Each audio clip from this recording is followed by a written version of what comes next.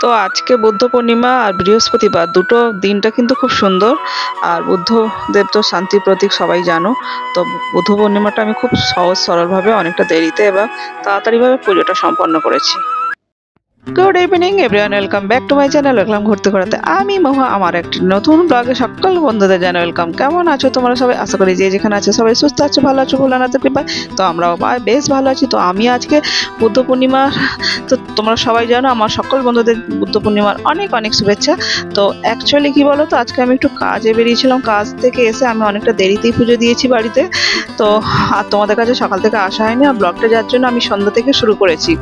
তো আমি এখানে চা বসিয়ে দিয়েছি, এখন চা খাবো। সকাল থেকে না আমি চা খাইনি, যেহেতু আমার একটা উপবাসের ব্যাপার থেকে, পূর্ণিমা প্রত্যেকটা পূর্ণিমা করি আমি কিছু না খেয়েই করি, আর জল খেয়েই ছিলাম সকাল থেকে, জল খেয়ে পুজো টুজো দিয়ে। আর এখন আমি সন্ধ্যাবেলা আমি চা খাবো, পুজো দেওয়া হয়ে গেছে যদিও, চা খাবো। চা খেয়ে তবে আমার মাথা আর কি ব্রেনটা ঠিক হবে, কেননা চা না খেলে মাথা আমার ঠিক থাকে না, মাথা যন্ত্রণা হয়। তো চা পাতা দিয়ে দিয়েছি, দিয়ে আমি কিন্তু এবার ঢাকা দিয়ে দেবো। এবার ঢাকাটা দিয়ে দিলাম, গ্যাসটা অফ করে দিলাম। আগে আমি চাটা খাই শান্তিতে, কারণ সারাদিন আমার চা খায় না, শরীর খুব খারাপ লাগছে। চলো সবাই সাথে থাকো। চলো চাটা ঢেলে নি, আবার খাবার বানাতে হবে।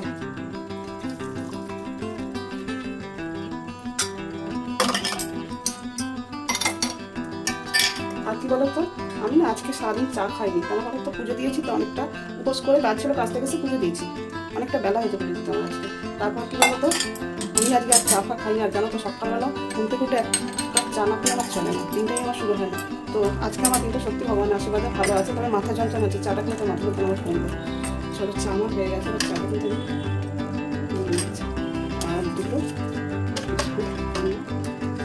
আর আমি এখন যাবো, গিয়ে বসবো। চাটা নিয়ে নিয়েছি, নিয়ে আমি কিন্তু এবার বসে চা খাবো। এই মিস্টার মঙ্গল আছে। Good evening. তো চলো আমরা একসাথে বসে কিন্তু চা খাবো। আর আমি এই যে আমরা বসে পড়েছি মেঝেতে, কেন কি আমি অ্যাকচুয়ালি পূর্ণিমা বা যে কোনো উপোস করলে আমি কখনো চেয়ার টেবিলে বসে খাই না, খাবার দাবার আমি নিচে বসেই খাই। মিস্টার মন্ডলও অফিস থেকে চলে এসেছে, ছেলে একটু বাইরে গেছে, এখন নেই এই মুহূর্তে। তো ওরা একটু যা আসলে যা হয়, একটু দরকার টরকার থাকলে প্রয়োজন পড়লে যেতে হয়। তো এই আমরা চাটা খেয়ে নিই। আর এই যে আমি লুচি বানাবো, এই যে ময়দা মেখে আর কি, ওই যে গোলা পাকিয়ে রাখতে হয় না, গোলাটা পাকিয়ে রেখেছি। আর ঘুগনি করবো, আর মিষ্টি তো থাকবেই মোটামুটি। চলো আর কি করতে পারি দেখি, এখনো জানি না, এইটুকু আপাতত করবো। তো আমি এখন চা খাওয়া শুরু করি, কারণ সকাল থেকে চা খাইনি, সকাল থেকে চা না খেলে যা হয়।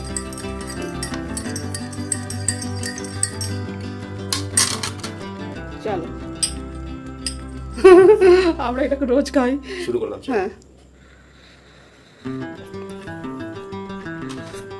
সত্যি সকাল থেকে চা খাইনি তো মাথা আমার মানে ঠিক থাকছে না। আর গরম, প্রচুর গরমটা আবার পড়েছে। তবে এক দুদিন মাঝে মাঝে কয়েকদিন হলো আমাদের এখানে একটু এত করে কিন্তু বৃষ্টি হচ্ছে। সেটা বৃষ্টিটা কেমন বলো তো, ওই কিছুক্ষণ হয়, 2-5 মিনিটের মতো, 10 মিনিটের মতো, এইরকম আর কি। মাঝে দুদিন, বেশ কদিন আগে ভারী বৃষ্টি 2 দিন হয়েছিল। তো এরকম মাঝে মধ্যে বৃষ্টি হলে আমাদের প্রকৃতিও শান্ত, আর আমরাও সত্যি কথা মানুষ তো প্রকৃতির উপর ডিপেন্ড করে চলে, আমরাও একটু শান্তিতে বাঁচতে পারি। গরম যা পড়েছে সত্যি কথা। চলো আমরা চাটা খেয়ে নিই। তো চলো আমি কিচেনে ঢুকে গেছি চা খেয়ে। এবার আমি লুচি বানাবো, তার জন্য কড়াইয়ে তেল ঢেলে দিচ্ছি। আর এইদিকে আমি ময়দা তো মেখে রেখেছিলাম, গোলা করে তেল মাখিয়ে রেখেছিলাম, যাতে অনেকক্ষণ রেস্টে রেখেছিলাম, প্রায় 1 ঘন্টার উপরে।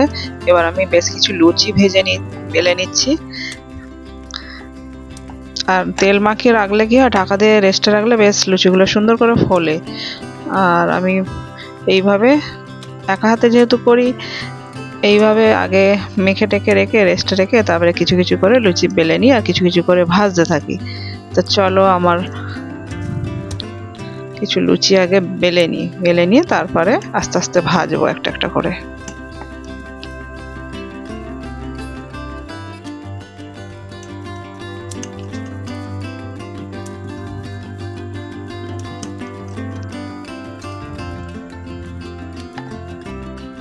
তো ওইদিকে কড়ার তেল কিন্তু গরম হয়ে গিয়েছিল। এবার আমি কিন্তু লুচি বেলেছিলাম যেগুলো, তবে একটা একটা করে ভেজে নিচ্ছে, আর বেশ ফুলছে,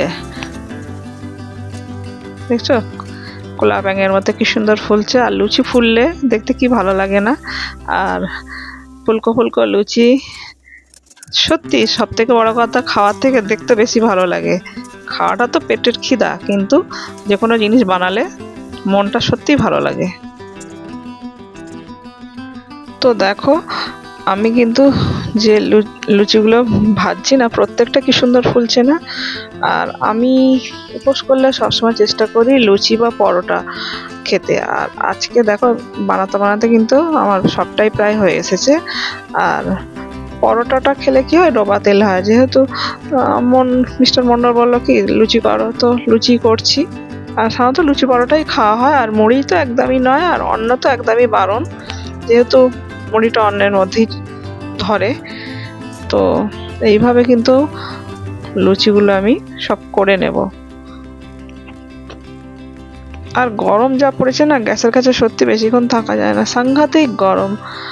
কি করব, এটুকু তো আমাদের করতেই হয় প্রত্যেকটা মহিলাদের।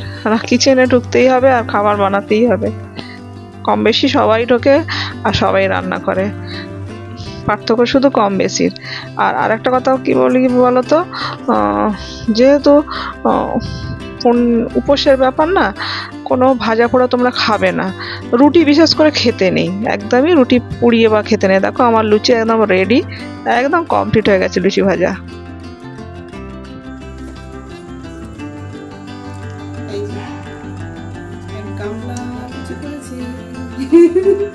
কি ভালো লাগে না লুচি, প্রত্যেকটা লুচি আজকে ফুলেছে কিন্তু।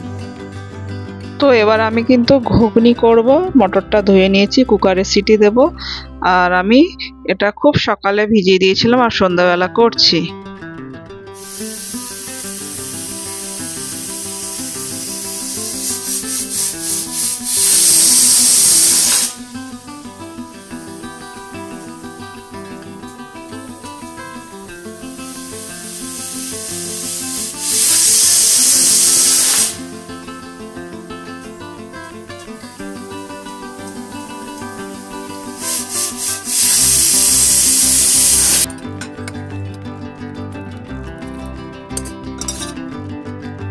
তো এবার আমি ঘুগনিটা কিন্তু বানিয়ে নেবো, তার জন্য শুকনো লঙ্কা ফোড়নে দিয়েছি, গোটা জিরে দিয়ে দিলাম, আর দেবো ছোট এলাচ, দারচিনি, লং, তেজপাতা, আর একটু আদা পেস্ট পরিমাণ মতো দিয়ে দিলাম। আর এটা একদম সম্পূর্ণ নিরামিষ।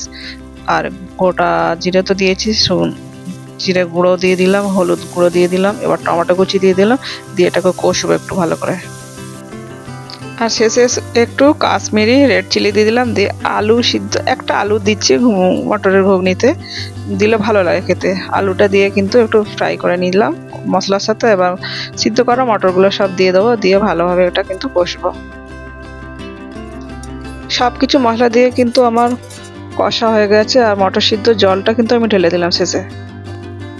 আর আমি সবশেষে কিন্তু একটু হাতে কসুরি মেথি রাবিং করে দিয়ে দিলাম। এটা নিরামিষ ঘুগনি বলো চানা মশলাতে দিয়ে, আর আমার হোমমেড গরম মশলাতে দিয়ে দিলাম।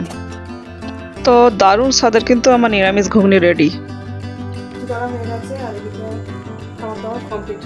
এবার এই কিচেন সাফ সুতরা করবো, করে তারপরে পরে আবার আসছি তোমাদের কাছে। তো গাইস আমরা কিন্তু ডিনারে বসে গেছি, আর অনেকটা রাত্রি হয়ে গেছে, এখন 11টা বেজে গেছে, 11টা। তো আমরা ডিনারে এই যে লুচি ঘুগনি আর এই যে রসমালাই, এই নিয়ে আমরা খেতে বসে গেছি। আর এটুকুই করতে পেরেছি, আর এই গরমের দিনে কি আর করবো। যাক, আর আমি ওবেলা যে সেইভাবে কিছু খাওয়া দাওয়া হয়নি আমার, চাটা তো সন্ধ্যাবেলায় খেলাম। আর এখন আমরা ডিনার সারবো, সেরে পূর্ণিমার আমি উপোস, কী বলে উপোস যেটাকে ভাঙা বেলায় ভরা পেট খাওয়া, সেটা এখনই খাবো। খাওয়া দাওয়া শেষ করি আমরা। আর এখানে কি বলতো, পূর্ণিমা কিন্তু করে আমি ভীষণ উপকার পেয়েছি। তোমরা কিন্তু মনে করলে পূর্ণিমা করতেই পারো। আমার বন্ধুদের আমি একটা সাজেস্ট করবো, তোমরা যেভাবেই নাও কথাটাকে, আমার সাজেস্ট কথাটা, যদি কারো মনে ভালো লাগলে, যদি মনে করো হ্যাঁ পূর্ণিমা করার প্রয়োজন, তোমরা অবশ্যই করতে পারো। আর কোনো অন্ন খাবে না, একটা কথাই বলছি তোমাদের কাছে, অন্ন খাবে না। পূর্ণিমা যদি পালন করতে পারো জীবনে ভীষণ ভালো, তোমাদের একটা ভালো প্রভাব পড়বে, যেটা আমি পেয়েছি। আর আমি তো 20-22 বছরের উপর পূর্ণিমা করছি, বুঝতে পেরেছি। যাক, আমরা খাওয়া দাওয়া শেষ করি। তো গাইস আমি কিন্তু খাওয়া দাওয়া সেরে রাত্রে কিন্তু আমার বারান্দা থেকে চাঁদ দেখবো বলে কিন্তু আমি ভিডিওটি কিন্তু শ্যুট করেছিলাম। আমার বারান্দা থেকে চাঁদ দেখা যায়, আর আমি প্রত্যেকটা পূর্ণিমাতে কিন্তু এইভাবে চাঁদ দেখি। তাই তোমাদের কাছে শেয়ার করছি। প্রকৃতি কি সুন্দর না? প্রকৃতি সুন্দর বলে তাই এসব সম্ভব। আমরা যেমন দিনের বেলা সূর্য দেবতাকে 365 দিনই দেখি। সূর্য দেবতা যেমন আলোয় আলোকিত করে, চন্দ্র দেবতা কিন্তু মাসে একদিন আমাদের সন্ধ্যের পর থেকে সারা রাত্রি কিন্তু আলোয় আলোকিত করে। আর প্রকৃতি পারে বলেই সবকিছু এটা সম্ভব। তাই তো আমরা প্রকৃতির প্রেমে পড়ে যাই প্রত্যেকে।